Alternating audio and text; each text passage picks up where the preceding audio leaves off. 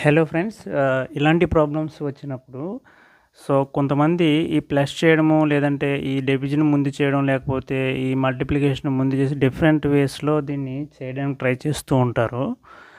ఇలాంటి ప్రాబ్లము వచ్చినప్పుడు మనకి ఒక రూల్ ఫాలో అవ్వాల్సి ఉంటుంది. అదేమిటంటే బడ్మాష్. ఏంటి బడ్మాష్ రూల్ అంటే B means bracket, O means of, D means division, M means multiplication, A means addition and S means subtraction.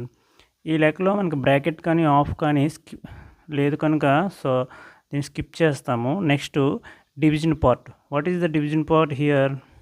ఇది డివిజన్ పార్ట్. మనం దీని మీద ఫోకస్ చేస్తే డివిజన్ చేస్తే ఆన్సర్ 3.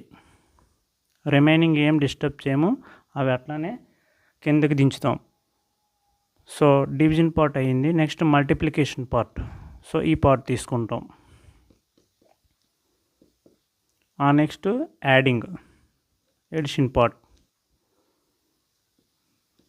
లాస్ట్లో సబ్ట్రాక్షన్.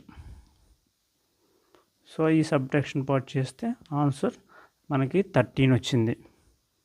ఇలాంటి ప్రాబ్లమ్స్ని సాల్వ్ చేసేటప్పుడు ఈ బడ్మాష్ రూల్ని ఉపయోగించుకోవాలి. Thank you.